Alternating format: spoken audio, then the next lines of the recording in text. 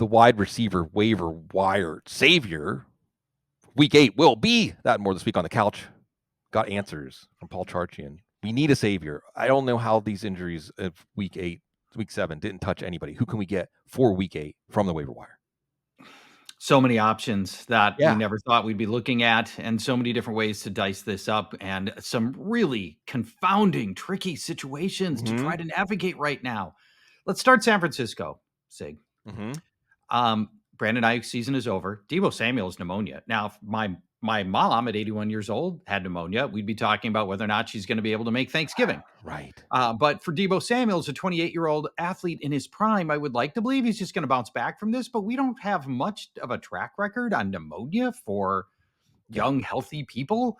I don't know what this is going to be. And complicating things in San Francisco is the bye they've got next week, which means I feel like with Juwan Jennings not practicing at all last week, right? No capacity practicing. I don't feel good about him going here, especially with the looming bye. So for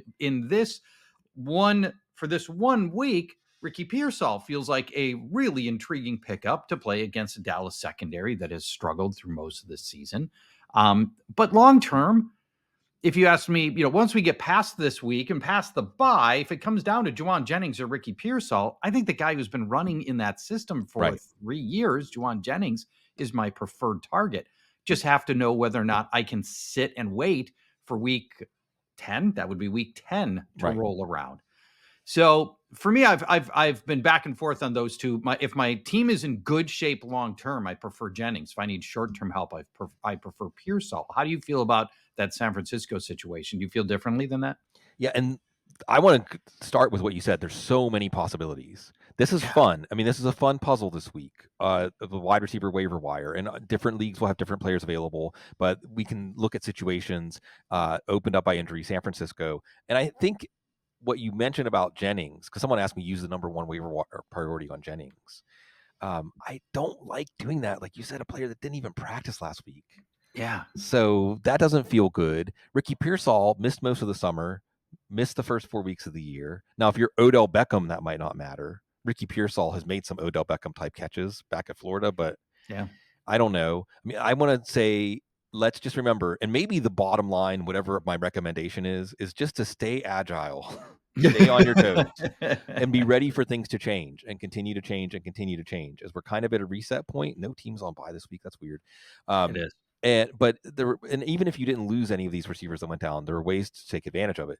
Just remember the name Jacob Cowing, because he is speedy. He, unlike Ricky Pearsall, has been there for the summer, has been there for the install of everything.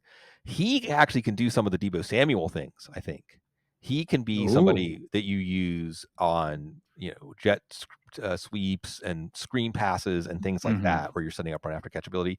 So I'm not saying to go pick up Jacob Cowing, but I'm saying if you just put one unit out there and everybody else picks up all these other names and you end up with Jacob Cowing, that could work out. But then we can pivot to a similar situation where we're going to talk about 3 names again. Let's sort through this stuff. Let's just get down there, get to the operating table for our fantasy teams, because you also have 3 wide receivers to consider in Tampa. And as we go through, we can try to sort out. So are any of the Tampa receivers more compelling than Jennings or Pearsall? Looking at the waiver wire this week, I have a strongly contrarian take on the Tampa receiver situation, which goes like this. All of a sudden, there's pandemonium in the wide receiver room. There's an assumption, because Jalen McMillan had been the number 3 guy, that he will automatically just sort of like move up the depth chart, and that he will effectively take Mike Evans' place. I don't know that that's the case. I think they're going to try to stabilize the wide receiver room by having Jalen McMillan do exactly what Jalen McMillan had been doing and not asking him to suddenly change his route tree. I think the way this is going to shake out is this. Trey Palmer played 412 snaps at slot last year. Remember, Chris Godwin was largely moved outside last year, foolishly. They moved him back this year, and he immediately became a force again. Trey Palmer's got all that slot experience. I think Trey Palmer's going to walk into the Godwin role and run those routes. I think Shepard's going to run the Evans routes, and McMillan's just going to keep doing what he had been doing because they need stability in the offense, and they don't want 3 guys all running new routes. So that's how I see it shaking out. And nobody's looking at Trey Palmer. I think No. I think Trey Palmer in sneaky fashion can be the big winner here on those Godwin routes. Yeah, I think, and the picture that's emerging as we talk through all this stuff, Paul, is that don't go big on any of these receivers. Don't bid more than like 5 units on anybody, and let it sort out. And this is going to work both ways for you, because number one, the quality and range of outcomes of all these wide receivers, and there's more. We're going to talk about more. We're not done. Yes, It's pretty flat. It's pretty much a plateau. But at this point in the season, week 8 waiver wire, some people are going to be firing 30, 40, 50% of their budget. I mean, especially McMillan. And like, I get McMillan. And if there's one of the 6 we've talked about so far that I can make a case for really going strong to the hole, it would be McMillan, solely because, Paul, we had that precursor of all summer, the Bucs saying, wow, we love this guy. Love that guy. Yeah. We really love him. And he was, I believe, being cross-trained at all 3 positions. I mean, they just see it in him to be able to do that. Maybe not yet. And I think even if you're right that they just have him continue to do what he does, he, without Evans and Godwin out there, now becomes really prominent in Baker Mayfield's progressions. And let me say, I think somebody's going to hit. It might be like Green Bay where the somebody changes week to week. It's not going to be just K. Dotton and Rashod White, although those guys obviously get value bumps. This is still a good offense. I think this is still going to – I don't think this is going to be like, oh, you take out like a Jenga tower. Oh, you take out Evans and Godwin, and now the offense collapses. I don't think so. I think this is still going to be a productive offense, productive enough to support at least one wide receiver every week. And you're right to bring up Palmer. The other thing Palmer has going for him is the speed. It only takes one target downfield for him to make your week. But then there's Sterling Shepard. And how many times, Paul, have we seen this kind of scenario play out where it's Sterling Shepard who actually ends up being the right answer, a la Juju Smith-Schuster, right? He knows what he's doing. I mean, Sterling Shepard, go ahead. Well, the savvy veteran, right? That we're bored by, but the team's not Baker Mayfield. Yeah, right. Exactly. He's the guy who's going to be in the right spot, who knows how to be a pro. Yes. But we're bored by Sterling Shepard because we've been talking about him for 8 years, and it's never amounted to much. But that does happen a lot. And he's got, I mean, really, if you go back to his game at Oklahoma, here's your Oklahoma connection. He's got the Cooper Kupp, Chris Godwin game. I mean, he's that kind of guy. Jalen McMillan has it also, but Sterling Shepard is a really good football player, and he had 2 catastrophic, a la J.K. Dobbins. He had 2 catastrophic injuries, which I think all of us kind of wrote off, but he's back. So again, spread out 2, 3, 4 unit bids on all these guys, and then let everyone else overspend for some of these options. And if you end up with Sterling Shepard or you end up with Trey Palmer, that's great.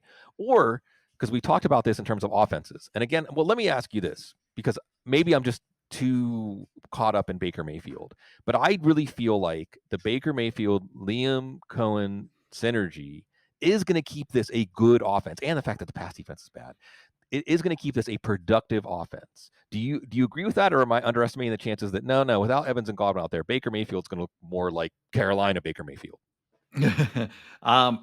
I think Baker's played too well for this thing to just fall off a cliff. Now, can he sustain where he is right now as basically, he's, quarterback 4, depending on your scoring system. And, he's run in a couple of touchdowns, but, the only people ahead of him are the hyper mobile quarterbacks that are, giving you crazy rushing numbers.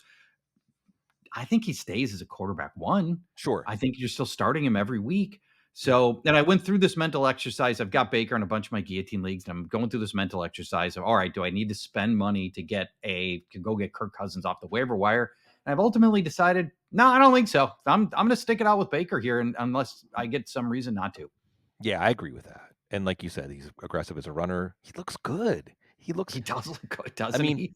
And what a great life story too. Yeah. Well, everyone knows I'm the mayor of Street, blah, blah, blah. And this started with Liam Cohen and Sean McVay with the Rams. But what you really saw with Baker Mayfield, and what you see and what we look for in sports, I think, are the individuals, Paul, let's go philosophy, right? Free will or determinism, right? Is everything just determined, or do we actually exercise in the moment will to change the outcome, of the universe, of reality? And Baker Mayfield seemed like somebody who was just going to be, his story was going to stand for a foible, I'm going to turn it around in Cleveland. Analytics say I'm the number one quarterback, and I am. And it looks like he is, but then he starts doing Progressive insurance commercials. And he started believing his own hype too early. He shouldn't be doing commercials that early in his career, and he was just going to be a failure.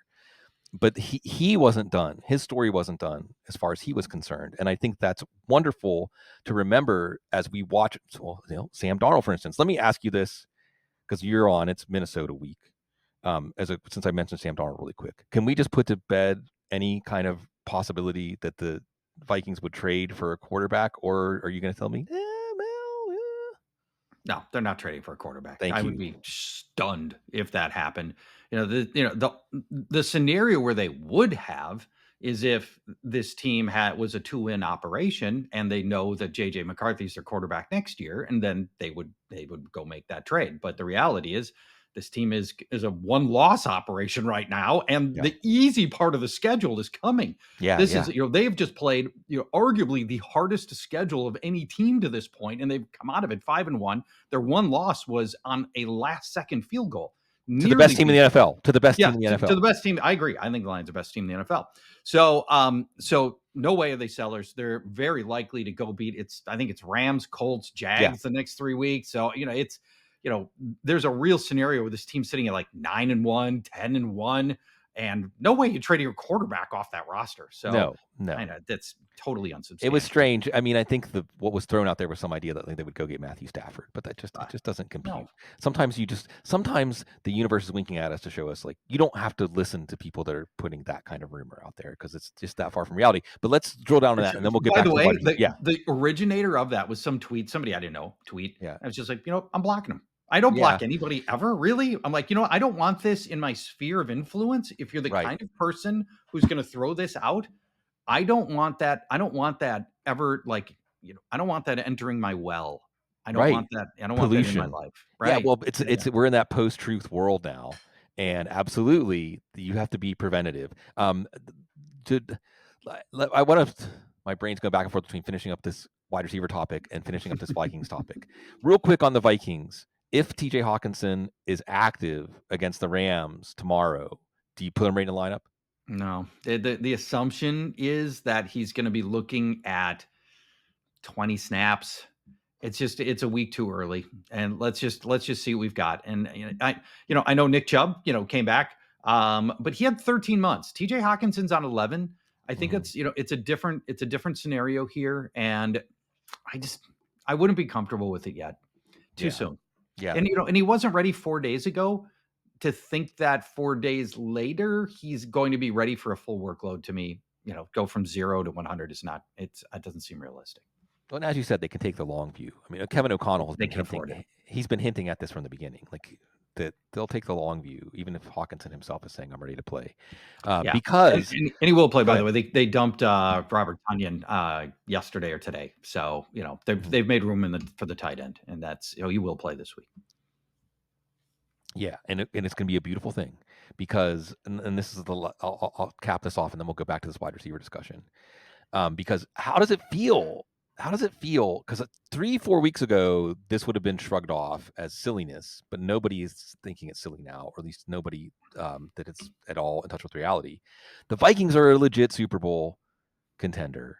This is your market, Paul. I mean, you're swimming in the Vikings ocean all the time. How has it been to watch? Wow, can things change quickly? Rebuild year to maybe we'll see JJ McCarthy to, oh God, now we're not even going to see JJ McCarthy to, this team could be the number 1 seed in the NFC. This team absolutely it's a complete team. It's a team that has alignment in the front office and the coaches. It has total trust in the coaches. It's a beautiful culture in terms of the management philosophy. I really hope, this is me putting my own spin on things. I really hope what the Lions are doing, what the Vikings are doing, what the Ravens are doing stands for that the winning model, even the Chiefs, is delegation, trust, segmentation, and not an emperor, not somebody who comes in and is some sort of football czar. And so I love seeing from the moment that Minnesota hired an analytics GM who I think just learned under Andrew Berry for 1 year in Cleveland, like the operations side, to just get him ready to be a general manager. And Kevin O'Connell, who's a nice guy. He's a nice guy. He is a genuinely good guy. He's a nice guy. Isn't that great? It is. It's nice, awfully nice when you've got, and we came from Mike Zimmer. Man, right. Why did it take Mike Zimmer so long to get a head coach job? I know, right? We know. We know why. The real answer to me is more like, how did he make it 8 years in Minnesota, rubbing so many people wrong and such a, so difficult to work with, not talking to your quarterback.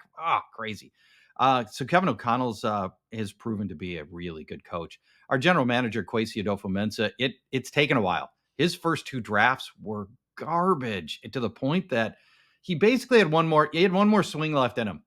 And fortunately, he's made the best of it this year. His offseason signings have been fantastic. Andrew Van Ginkel's in the defensive MVP contest running right now. Jonathan Grenard's got, like 6 sacks. I mean, it's Blake Cashman's been great. His off-season signings were just tremendous. Aaron Jones, incredibly important to this offense. So, it looks like he's turned the organization around, and it just took a little while to get there. And things feel very good right now, Sig. Thank you for asking. It was a season where we went in with very low expectations. We thought this team would run 4th in the division, and it feels like we have found money right now. Now, 2016, this team started 5-0 and failed to make the playoffs. And now this team started 5-0 and we've taken a loss. We've got, this is a tortured fan base, so we have a little bit of worry here, but overall it feels awfully good. It's a good time to be a Viking fan, and there aren't always a lot of those. No, and maybe going back to the Mike Zimmer situation, maybe just the ownership is loyal, to a fault.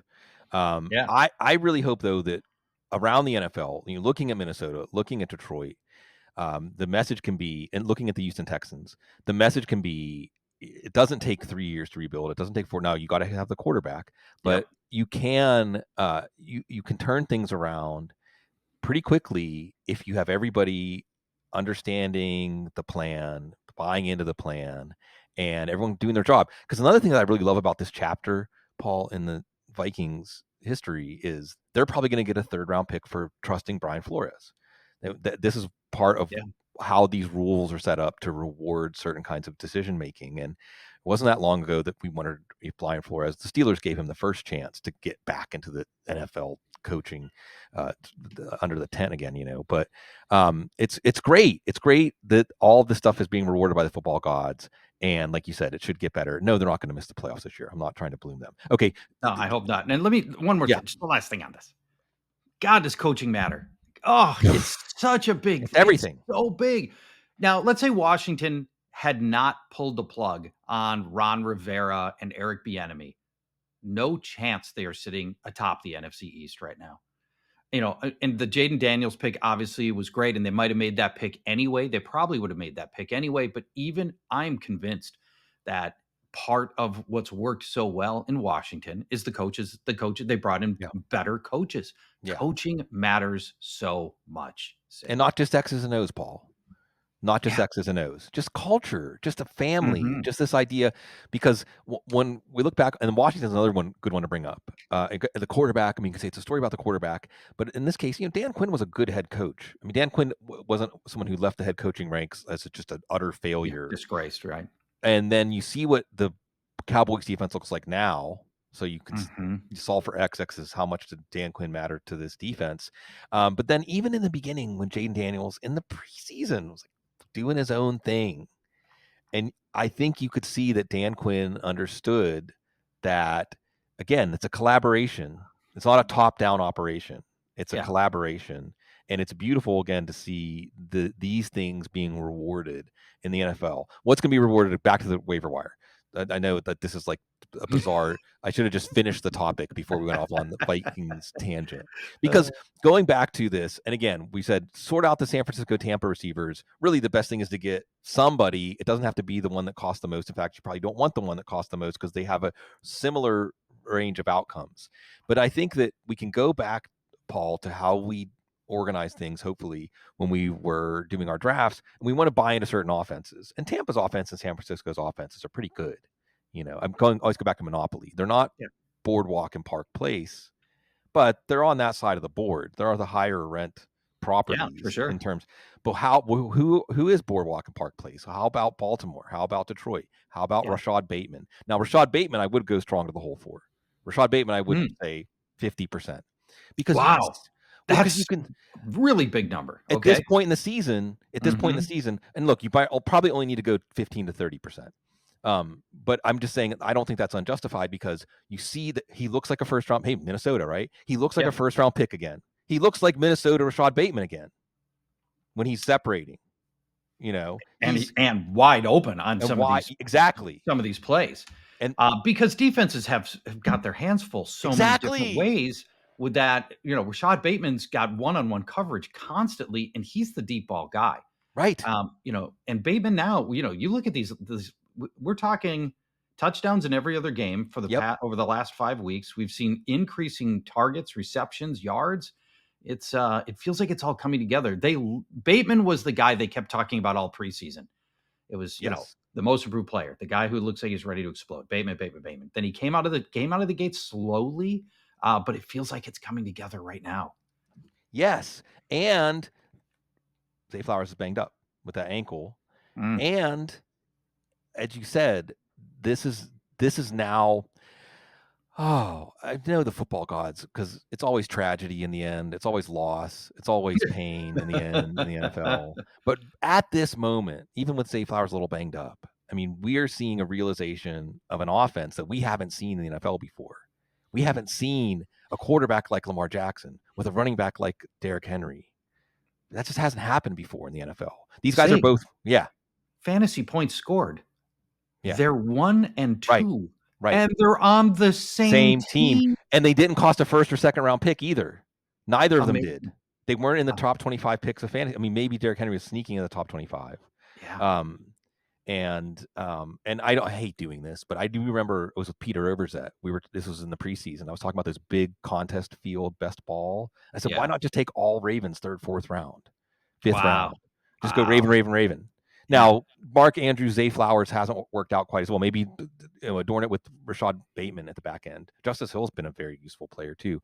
But it can happen when you have this perfect storm. And Lamar Jackson and Derrick Henry are both one-of-one players. I mean, there's never been anybody like Lamar Jackson before. May never be anyone again. Likewise with Derrick Henry. And you put them together on an offense and an organization with the I feel like things have changed so much in Baltimore since Lamar Jackson got paid. I felt like it was, like a relationship, and there's a little bit held back. There's a little bit that just wasn't quite flowing until Lamar Jackson got paid, and now it's free flowing. You got Todd Monken in, et cetera, et cetera. And beautiful special. This is the outliers. Outliers win championship. The outlier offense. So give me players in the outlier offense. Give me Rashod Bateman. And Justice Hill continues to be a player that could surprise. Not that even you don't even necessarily need Derrick Henry to get hurt for that to happen. But if he did, that happen, where does Justice Hill rank among mandatory handcuffs? I mean, he's above that, right? I mean, again, this is the time, especially because nobody's on bye, so you don't have to worry about bye week crunches. Just think about the highest end range of outcomes, the same way we do when we're drafting. That's all you need. Like, if don't ask, don't ask what will it take for it to happen. Just ask, could it even possibly happen?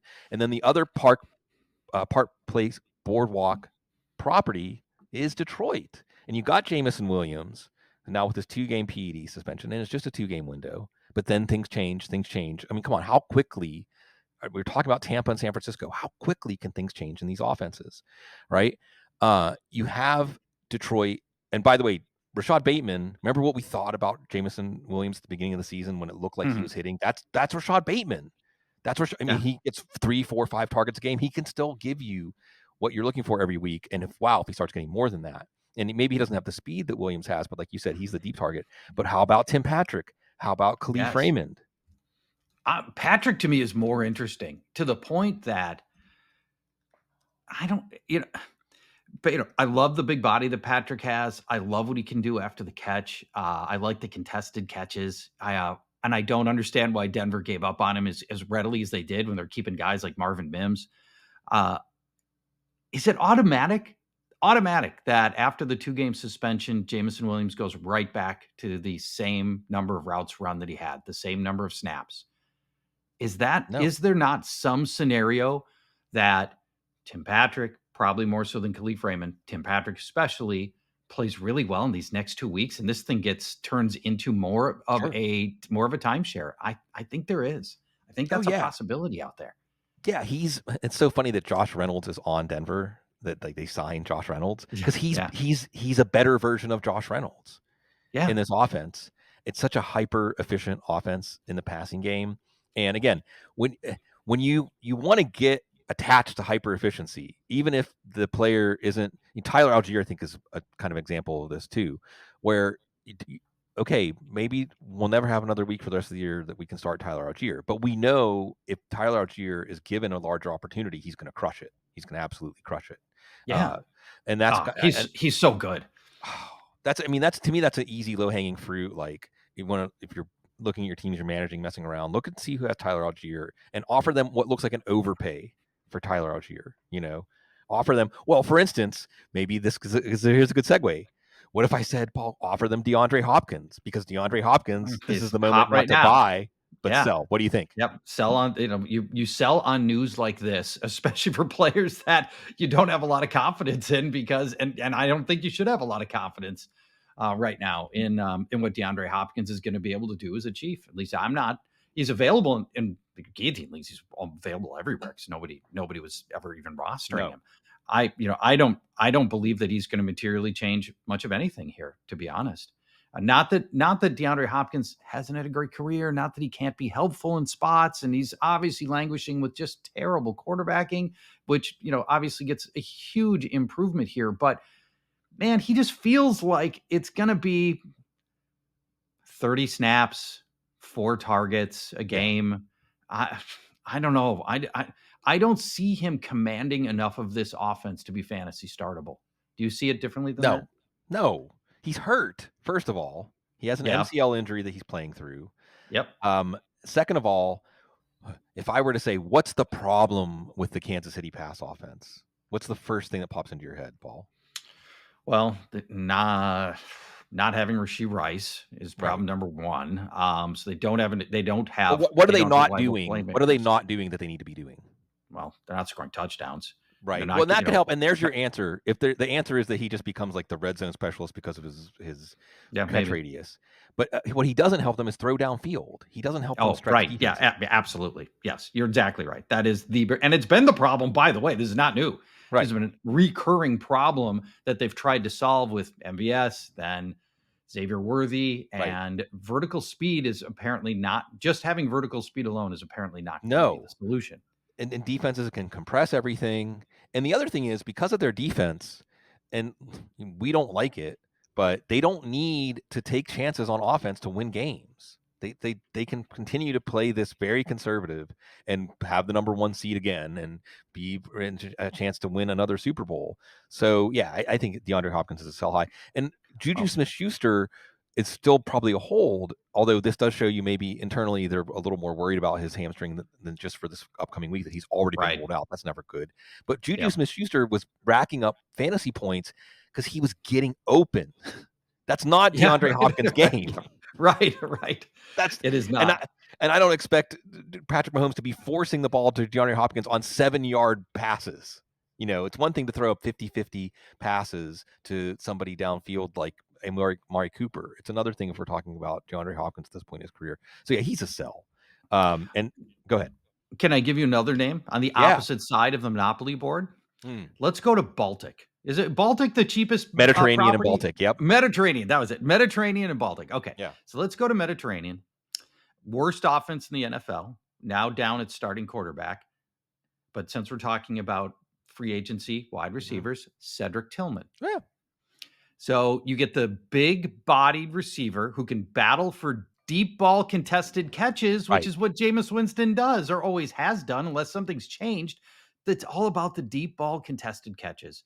And Tillman moves into the starter's role because he's built like Amari Cooper. He's running Amari Cooper routes. He garnered 69 snaps last week. He ran his 82% route rate. He saw 11 targets. because he's running Cooper's routes. And Jerry Jeudy's just mundane. Tillman, to me, has got a little bit of sneaky upside if Jameis Winston's going to be the Jameis Winston that we saw, the YOLO quarterback that we saw years ago. What do you think? Yeah, and I think we can't underestimate just how much of a weight is lifted from this whole team now, and how much that will just and you add Nick Chubb, and not just Nick Chubb and what he adds on the field, but Nick Chubb and how they just get back to Cleveland Browns football, right? Yeah. Let's just get back to Cleveland Browns football. Get the identity back. And they allow Joe Flacco to barnstorm out there, and so I don't think they're going to try to rein Jameis Winston in. So I think you're right to start asking who's going to benefit. And that word about Jerry Jeudy, mundane, that's good. I mean, that's been his game, right? That's been his game in the NFL. Yeah. And Cleveland, unfortunately, didn't see that. I mean, wow, Cleveland and Baltimore playing this week. Let's contrast, right? Cleveland throws some third-day picks at Denver for Jeudy and signs him immediately to like a 3-year, $40 million deal or something like that. And Baltimore has to make a fifth-year option decision on Rashod Bateman. No, he hasn't earned, 10, I don't know what it would have been, 13 million, 14 million. But Correct. They're a good organization. And Rashod Bateman could play and say, I'm going to ball out this year and I'm going to get paid next year. You guys are wrong about me. Yeah. But he wants to stay with this organization. So he basically signed a 2-year, $13 million extension. I think they have him now for the next 3 years, 15 million basically left on his contract. It's looking like money. Very well. Yeah. Yes. Yeah. But you don't get there if you don't have a good organization that players want to stay in. Even when you say hey, here's the bad news. We don't think you're worth $13 million next year. Now, Jerry Jeudy and Rashod Bateman had roughly the same level of accomplishment in their career up to that point, Yeah. Anyway. Well, and by the way, if we're talking about just Baltimore wide receivers, they sniffed out the Hollywood Brown scenario just right. Yeah. Hollywood Brown didn't, he either wanted to get paid or he didn't want to be there. And they figured out whether or not he was somebody that was going to be part of their future. And at the time when they let him go, there was some eyebrow raising about the decision by Baltimore to do that. In retrospect, looks brilliant. Right. This was the number one receiver they drafted to be the number one for Lamar Jackson. And I don't know if Lamar Jackson was completely even in the loop, but I don't know if he was in agreement with that move. But yeah, I think he's okay with where things have ended up. We had a wide receiver trade this morning already. We woke up to one. I don't think as we speak that there has been a Cooper Kupp trade, but it sure seems like the buzz around it it's inevitable. Would you agree with that? No, in the NFL, I wouldn't put inevitability on 80%, anybody. 70, 80% likely to happen.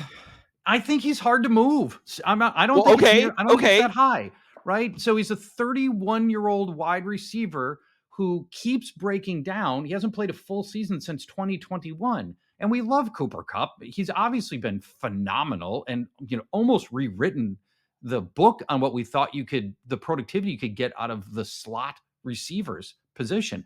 But I don't know how many teams are that feel like, okay, I want to bring in Cooper Kupp, hope he's healthy, and then hope I can do what Sean McVay and Matthew Stafford have been able to do with him.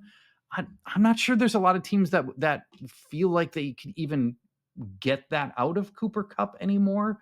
I'm not as convinced that he'll be moved. And especially if the reported second round pick is the asking price, then that's just not grounded in reality. I don't believe. I like the way you're attacking this. Paul, because you're not saying that it's about the Rams' willingness to trade Kupp, that it's just about other teams' willingness, not necessarily even to pay the Rams price, but any price for Kupp.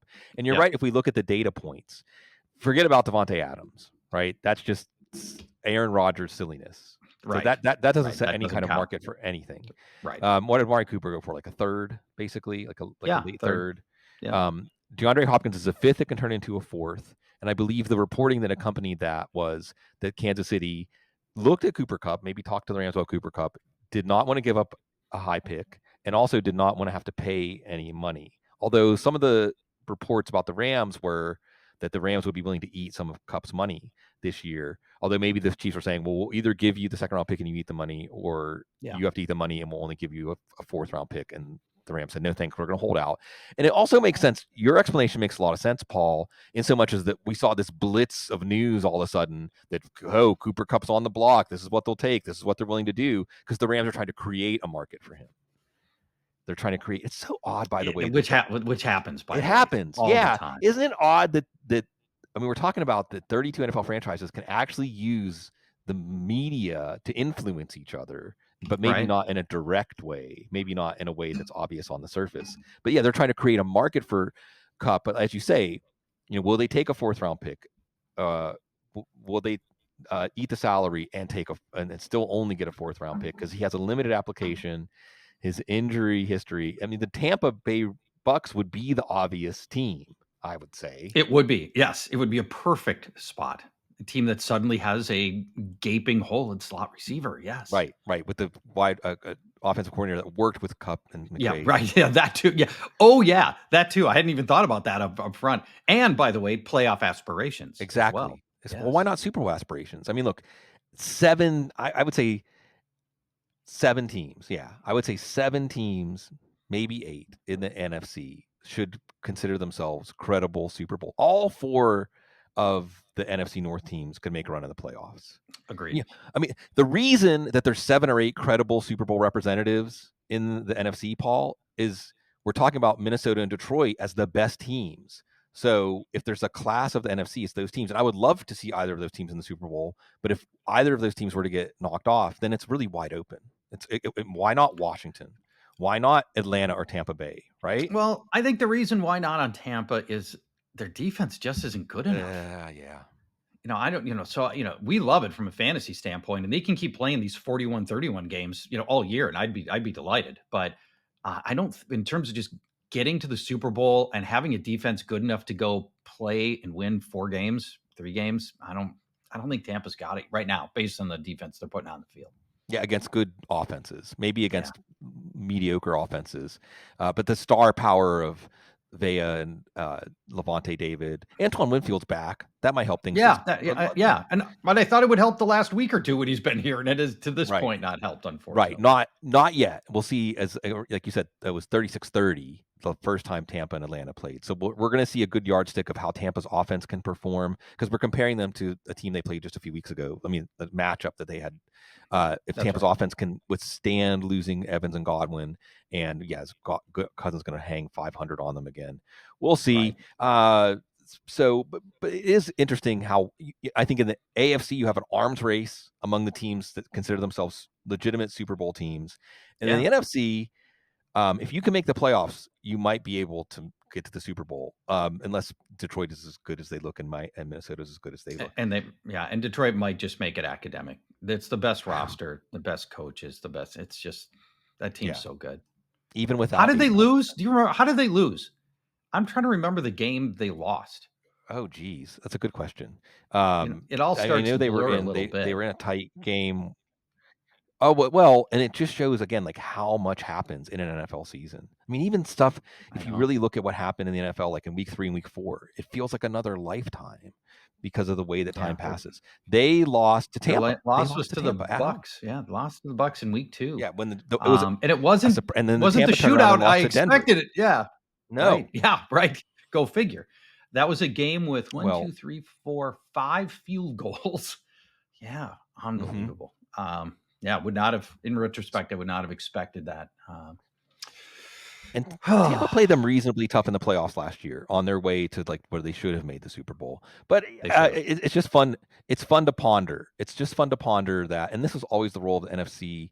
The AFC ends up really oscillating between 2, maybe 3 elite quarterbacks for their Super Bowl representative. And the NFC is every year it's wide open. Who can get hot at the right time? Who can have things come together? One team that I think is not going to have things come together is the Jets. But for fantasy, we may still. I mean, it hasn't come together. The Devontae Adams trade has not been the rug that tied the room together. But maybe is that just give it time? The Steelers, the layoff, or is this turning into a comedy as it usually is, unless you're a Jets fan? I think it's going to get better. And that's not a very popular opinion. They made the right move on Nathaniel Hackett. I'm willing to give Todd Downing a little bit of grace in a couple of weeks to get this thing figured out. And I want to believe that, when you look at the positional players, you've got Garrett Wilson, we've got Devontae Adams and Breece Hall. This thing should work. Right. Often, a lot of changes, offseason changes at offensive line that hopefully start to gel a little bit. And so I want to believe that it's going to get better. So I wouldn't say explosive, but I think I'm buying on Jets. I haven't looked at their schedule. The schedule is middling. What are we looking at here for the Jets schedule? It is. Well, this week it's New England. So this is your quick indicator. Yep. Yep. So if they don't hang up some points on New England, if they're not hanging like 28, 35 points on New England and they're not successful, then it might really be time to get worried. Then it's a worry. They got a tough game with Houston after that, but then they go Arizona, Indianapolis. This is I've talked myself into it. I think the Jets are going to be an improved offense. And the price is right for Adams, probably, or Wilson, or Aaron Rodgers, although, in one quarterback league, you might not really truly be able to take advantage of that. But, the worry meter is getting there with the Jets, but it isn't anywhere near where it is with the Colts.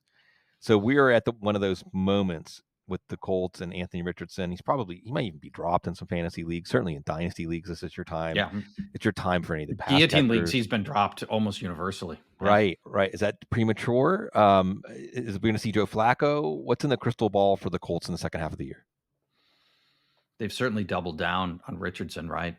And all indications are that they're going to ride this thing, right to as many losses as they need. And I find that I struggle with that in the moment because, Joe Flacco makes every part of that offense better.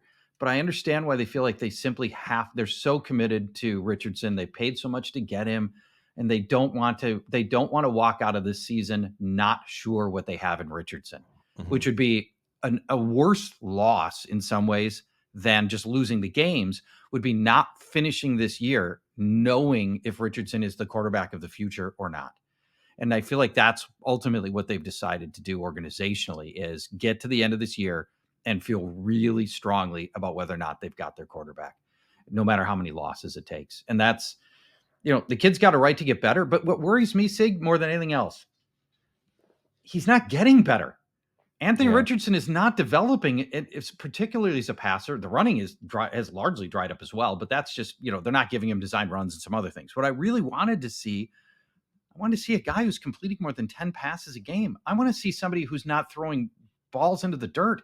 The passing isn't better. And he's throwing some balls that, honestly, there's almost no other quarterbacks in the league that would be throwing that inaccurately. As I'm watching games last week, and I'm seeing a player that's 9 yards downfield and open, and he's throwing the ball into the ground. I'm just saying to myself, man, it isn't improving. So I have a lot of concern about him and this offense the rest of the year, because I don't think they're going to materially change how they're doing business right now. And I don't think they're going to go to Joe Flacco. Do you feel differently? Yeah, no, I think you're right. And still makes it hard to predict.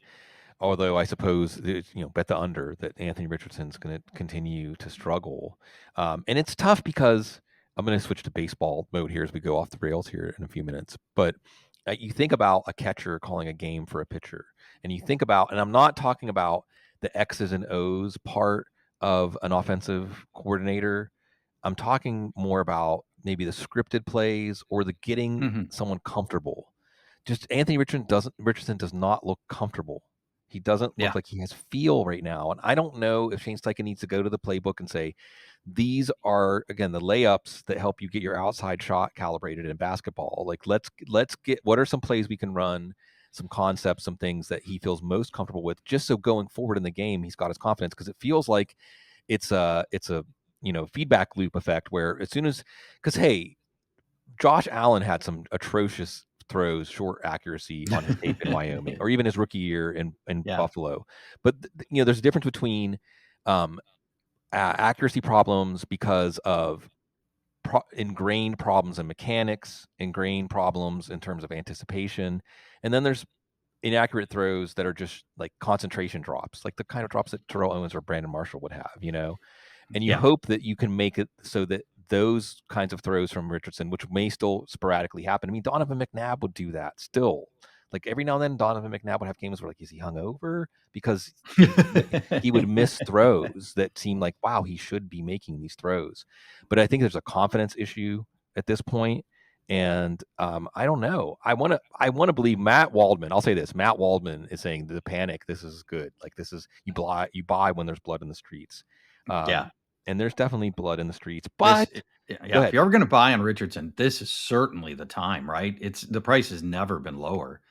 And depending on if you're in a dynasty league, depending on what your outlook is for this year, it might be one of those things where you look back and go, my God, I can't believe I only gave up a second round pick to go get Anthony Richardson. Lamar Jackson wasn't exactly a prolific passer early on in his career. There Right, are a lot of people saying, look, this is evidence.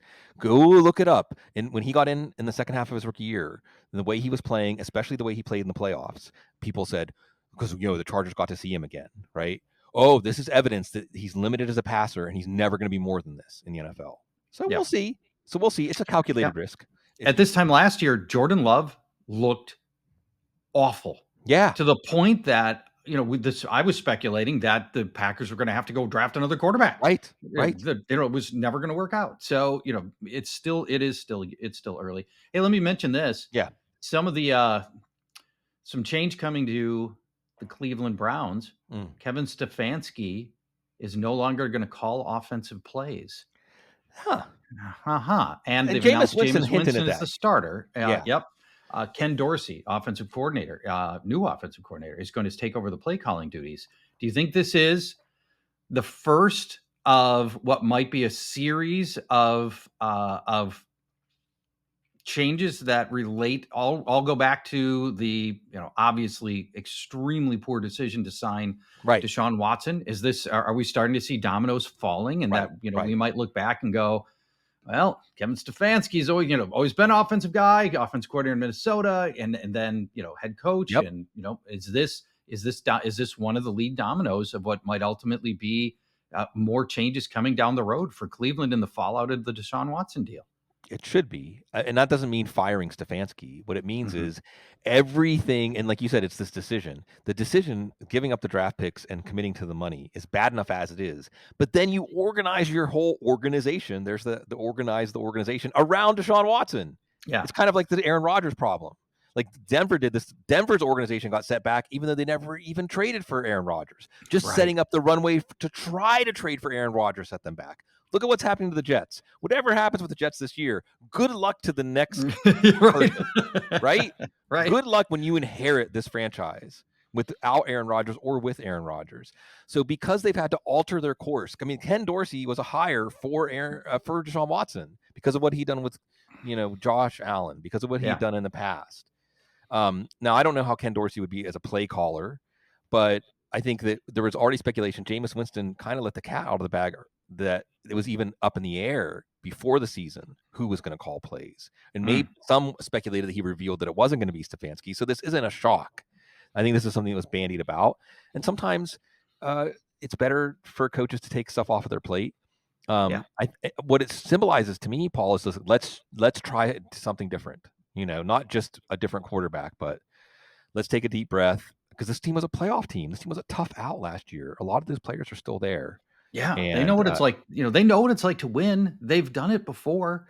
They just all they needed was competent quarterbacking, and they didn't have the guts to keep Joe Flacco. Obviously, they could have kept him, but they didn't want the shadow of Joe Flacco, cast over Deshaun Watson. They felt like Deshaun Watson would crumble under that pressure, and shouldn't that tell you enough about Deshaun Watson automatically there?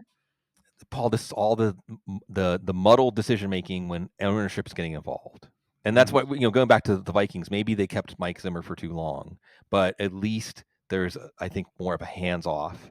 Totally hands off ownership for the Vikings. That's the only way you're going to get there. You might not get there with hands off, but you're only going to get there by letting the football people make football decisions. But I'm going to go off the rails of baseball, because I'm going to mention that we learned this morning that Fernando Valenzuela joins the Ancestors. And you're old enough. You're a little. I remember Fernando Mania. I mean, I'm trying to figure out how to describe for people, Because I mean, as I said before the show, Taylor Swift is coming here to New Orleans this week. You know, everyone's real excited. All the businesses are excited to get all the Swifties to come in, and you know, it's good. This is the time of the year whenever New Orleans businesses actually like make the money that they lose when everything goes dormant in the summer. But like, it was that kind of global phenomenon. I mean, I was 6'6", and I can still remember that you saw his image everywhere. Yes. And it truly transcended and captured the imagination of people who probably didn't even care about baseball. He was on like McDonald's glasses, and I mean, as like a 19-year-old rookie. Yeah, I mean, it was nuts. So it was 80, I don't know, like 1980 or something. 81. It was 80 or 81 when this thing all went crazy. I think there was a ton of appeal around his Mexican heritage as well. Tommy Lasorda was a massive star at the time too. People, you know, in a way that managers aren't today, I don't think. You know, Lasorda was, you know, he had commercials, and you know, he was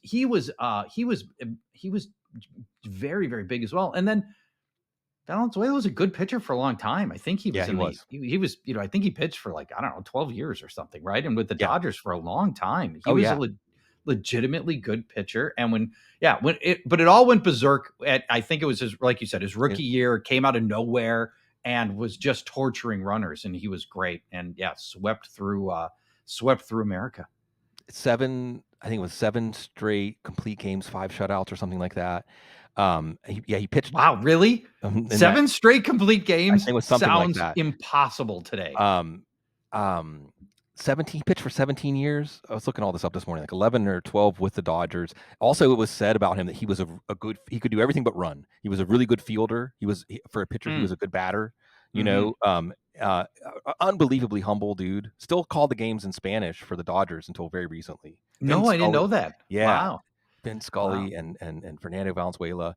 But really, and this reminds me when I went to Puerto Rico and I talked to, because I'm, you know, Pittsburgh, the Pirates fan. The first Pirates cap I ever got was the 1970 mustard cap with the black bill, the Cooperstown collection. Wow. And how the revered tones that people talk about Roberto Clemente in Puerto Rico, and like you said, Mexico. I mean, he's one of the folk heroes of Mexican history, not just Mexican sports history, just Mexican history. When I say sports folk heroes, Paul, who's one of your favorite? Who comes to mind when I say a folk hero? Not just a sports hero, not just somebody who did feats on the field, but they accomplish things in such a way that their spirit and their story transcends sports and inspires people for a lot of reasons. Pele comes to mind. Yeah. As he brought worldwide recognition to soccer, and brought soccer to America in a way that nobody prior had. And when he joined was it the NASL or whatever, and the New York Cosmos in the late 70s, I want to say early 80s, it was a huge, huge deal. You know, massive ambassador for the sport.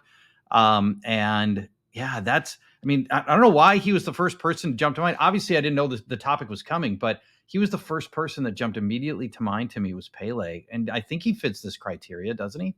Oh, yeah. I mean, what's the one detail of Pele's story that everybody knows? He started playing not with a soccer ball, but with a ball of rags. Right? Oh, I did not know that. Wow. Yeah. No way. He was so poor, they didn't have a ball. Rags to riches. They had rags. I mean, truly. Literal rags. Yeah. Wow. Because again, these stories stand for the idea that anything is possible in your life. Anything is possible in your life. I think that Diego Maradona is a spot about soccer. He's another one. If you love sports documentaries, you have to see the Diego Maradona documentary. It's all just done with real footage and puts you kind of in the moment of when he was another sports figure that just captured the imagination of the whole world. I mean, there was a time that Diego Maradona was the biggest sports star in the world, and he's another one, unbelievably unlikely that he would be that guy, that he would become somebody that just captivates everybody, and we're just watching to see what happens next. And then just to take it back to Fernando, the thing that always stands out, and the Dodgers, when they put it out, you know, that he transitioned, that it's that he would look up at God in between every pitch. Wow. Every pitch when he would lean back in his delivery, he would look up. Looking Now, up at God. right? Okay. Every time you're pulling it down, that's like Satchel Wow. Paige, right? Like talking Yeah. about sport, like pulling it down from the heavens. And it is sports, I try to take these moments that there is something about the boundaries of the sports field, the lines. And in between those boundaries, we can transcend ourselves. We can transcend ourselves in our day-to-day life too. But that creates a space, like a perfect, clean space for the human spirit and the human ability to overcome ourselves, to shine. And that's why I think when Fernando Valenzuela's name was in all the headlines this morning, I think there were a lot of people that flashed back to that time. I saw people, were in my mentions, Paul, saying, I got to see Fernando Valenzuela's first start in Shea Stadium, and just the electricity, the anticipation of getting to just watch him do what he was doing because it was so captivating. And I think, we're having a moment like that with Jaden Daniels in the NFL. I think we're having a moment like that with Derrick Henry and Lamar Jackson. We played fantasy football, but I always try to remind people, like, let's appreciate and notice what we see and the special things we watch that are the culminations of incredible life stories. I brought up again, every time I think about Derrick Henry, one of the things I remember, Paul, is one of his nicknames is Shaka, because I believe his parents were really young. Don't quote me on this. Maybe like 13 or 14 or something like that. Oh, and he was shocking when he came into this world. It was shocking. And to see these kinds of stories play out, and we don't understand how truly unlikely it is that we're watching and living in some ways as these stories are inspiring and changing our lives. And I think it's actually what makes us warm ourselves around the flame of all of professional sports.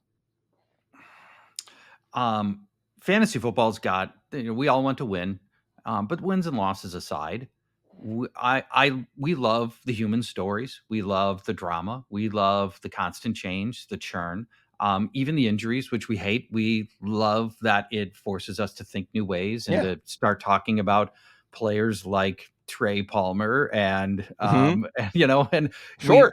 The stories, the Ricky Pearsall storyline is a perfect Oh my example. God. And that's the second time in 3 years that a player had gotten shot and then like a month later was playing football. Right. Ryan Robinson, Yeah, right. Great point. How do you do that? I mean, it's part of what we sign up for. It's not the box scores, and it's not 8 targets and 6 catches for 40 yards. It's, to me, it's all about the humanity of it and the drama of it and the inner workings of thousands of people competing against thousands of people in all of these little mini matchups that end up making this tapestry of football and makes it really, really fun and invigorating to follow for, I think, anybody who has an iota of, interest in just drama and creativity and all the things that happen here. And God bless, there's not these things, no 2 seasons are the same, no 2 weeks are the same. And it's what, what makes us able to keep doing this year after year. Yeah. And it happens because, well, to put a cap on what you're saying, I've always said fantasy football allows us to share in greatness. Just a little tiny little piece, just a little atom, just a little atom of it. When Derrick Henry's running away from the defense, if you have him in your lineup, you just get a little atom of that goes into your life and into your aura because you're part of that, right? But I always want to say, when Cecil and Mark Valletti and I started Draft Guys, we had our 3 principles: breaking down barriers, coverage for the thinking fan, and glory to the game. And it only happens with professional football because of the total commitment. And I mean total commitment. That's it. I mean, total commitment. And that's why the injuries sometimes, DeMar Hamlin's out there playing. I saw he did the jersey swap recently. Well, I can't remember who was a big time player, because the player said, like, I respect you. That they're laying it out there every week that it could all be taken away on any play, on any one play. And that it operating at that wavelength of like emergency and urgency, I think, is what causes all this amazing stuff also to spring forth. And it's always good to recognize that putting that on the line, yes, they get paid for it, but I don't think we understand what they really are putting on the line every week. And it creates something compelling, but it's also always compelling to talk to my good friend, my friend that I love, Paul Charchian, and all of you that I love out there, because you give us the opportunity to do this. We've been doing this for a long time. It stays vital and exciting for us because of you, because you're such a wonderful audience to serve, and we want to serve you, the fantasy football audience, because you're so classy.